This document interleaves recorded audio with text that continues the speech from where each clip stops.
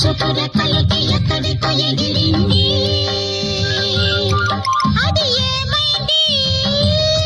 తన మనిషిని వెతుకుతూ ఇక్కడొచ్చి వాలింది. కలగాని కల ఏదో కళ్ళెదుటే నిలిచింది. అది నీలో మమతను నిద్దురలేపింది. అరే ఏమైంది?